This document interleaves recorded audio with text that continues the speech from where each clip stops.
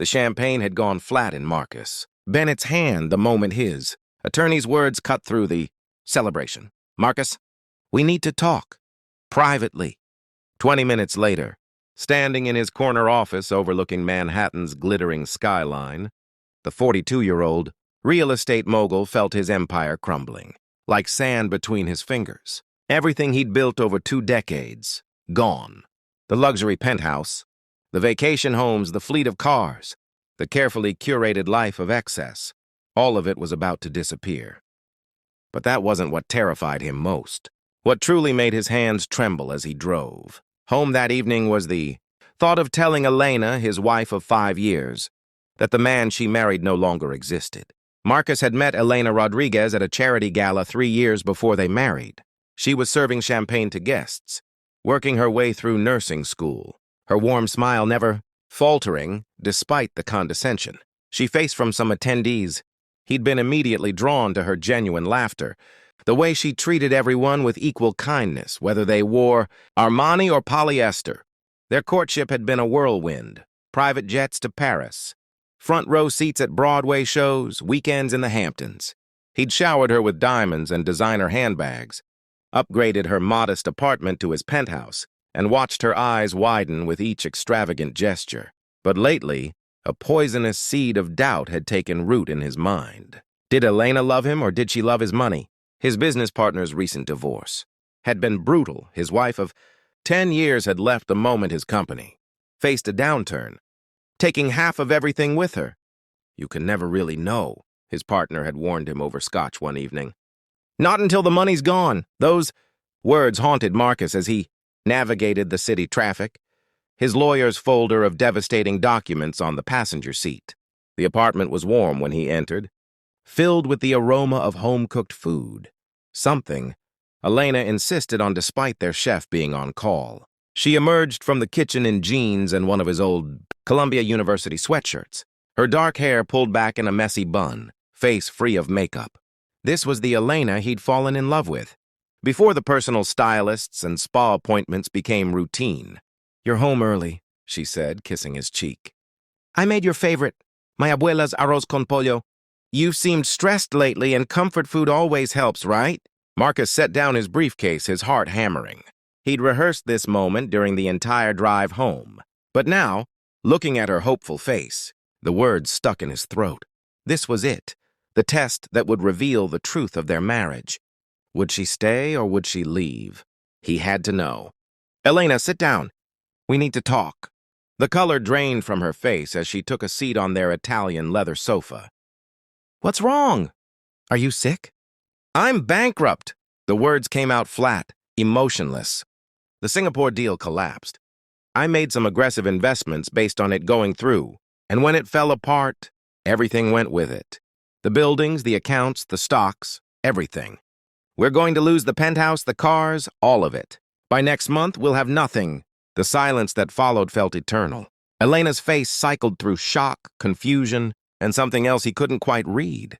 She stood up, walked to the window overlooking Central Park, and wrapped her arms around herself. Marcus braced for tears, accusations, or the slamming of a door as she left to call her lawyer. This was the moment of truth. When she finally turned around, there were tears in her eyes, but she was smiling. Actually smiling. "Oh, Marcus," she said, her voice breaking. "Is that all? Is that all?" He couldn't believe what he was hearing. "Elena, we're going to lose everything." She crossed the room and took his hands in hers. "We're not going to lose everything. We have each other. We have our health." "Marcus, did you really think I married you for your money?" He couldn't finish the sentence. "Come here." She led him to the sofa and sat beside him. "Let me tell you something I've never told you before. When we first met, I almost didn't accept your invitation to dinner. Do you know why? Because I was terrified you were just a rich guy looking for a trophy girlfriend. I'd seen it before, wealthy men who collect women like they collect watches. But then you did something that changed my mind." "What did I do?" "Remember that homeless man outside the gala venue? While everyone else stepped around him, you stopped. You talked to him like a human being. You asked his name, Robert, remember? You gave him your coat because it was freezing and you didn't do it for show. You thought no one was watching, but I saw you. That's when I knew you were different. That's the man I fell in love with, not his bank account. Marcus felt his eyes burning. But I gave you everything. You gave me things, Elena interrupted gently. Which was lovely, don't get me wrong.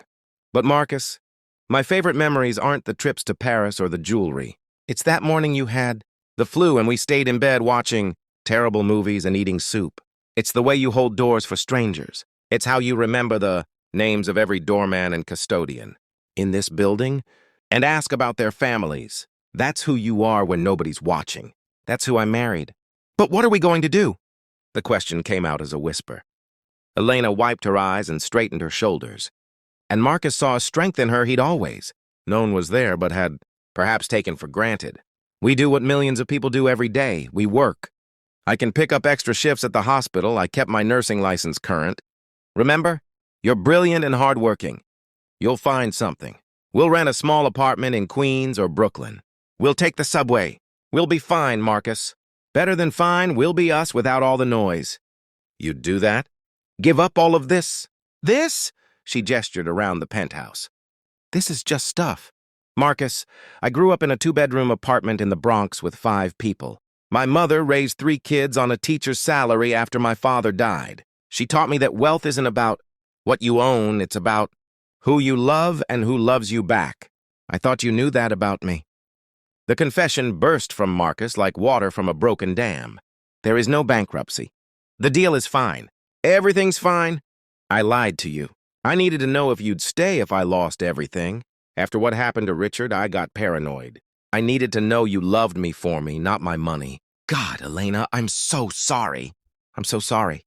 Elena pulled back, her expression unreadable. The seconds ticked by like hours as Marcus waited for her reaction. Fury, hurt, betrayal. He deserved all of it. Instead, she did something unexpected. She started laughing. Not a bitter laugh, but something genuine and relieved. You idiot, she said, shaking her head. You beautiful, insecure idiot. Marcus, how could you doubt us? Have I ever asked you for anything?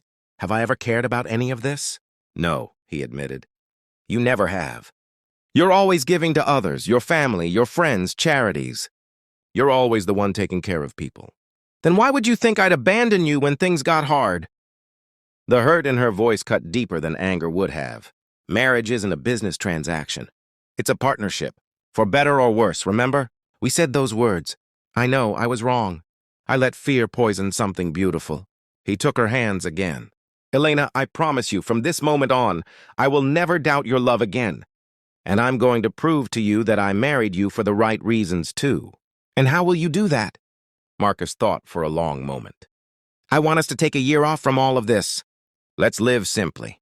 I'll volunteer my skills to nonprofits that need business advice. You can work at the hospital. We'll rent a modest apartment and live on your salary. I want to remember who I was before the money, and I want to prove to both of us that we don't need any of it. Elena's eyes widened. Are you serious? Completely. I've lost sight of what matters. You saw it. You saw the man I used to be at that gala. The one who stopped to talk to Robert. I want to be him again. Will you help me find my way back? This time, when Elena cried, Marcus knew they were tears of joy. She threw her arms around him, and he held her like he should have been holding her all along. Like she was the most precious thing in his world, which she was. Over the following months, Marcus kept his promise. They moved to a comfortable but modest apartment in Brooklyn.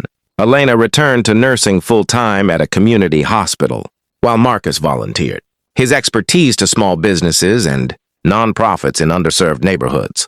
For the first time in years, he came home tired not from stress but from meaningful work. He helped a family-owned bodega create a business plan that tripled their income. He taught financial literacy classes at the local community center. He remembered what it felt like to make a difference in individual lives, not just move money across spreadsheets.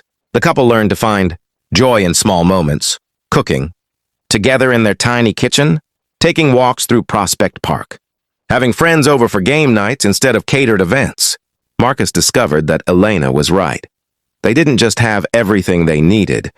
They had something far more valuable. They had each other and they had purpose. One evening, exactly 1 year after his cruel test, Marcus took Elena to the same park bench where he'd proposed.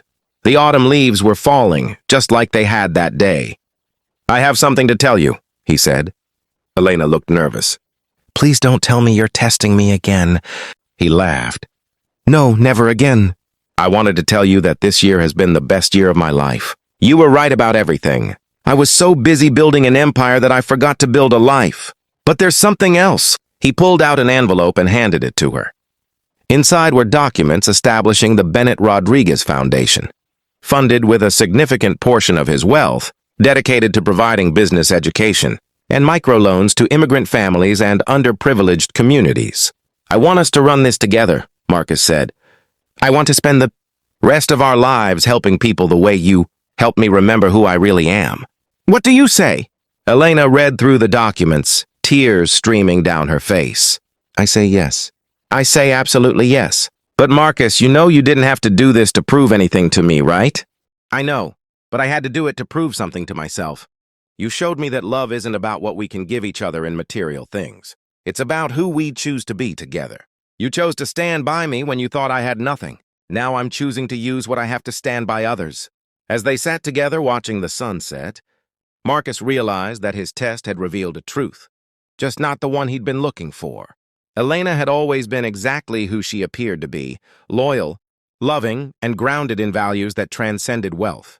The real revelation was about himself. He'd learned that true richness isn't measured in bank accounts or properties, but in the integrity of our character and the depth of our connections with others. The millionaire who had tested his wife had indeed heard something that changed everything. He'd heard unconditional love, and it had transformed him from a wealthy man into a truly rich one.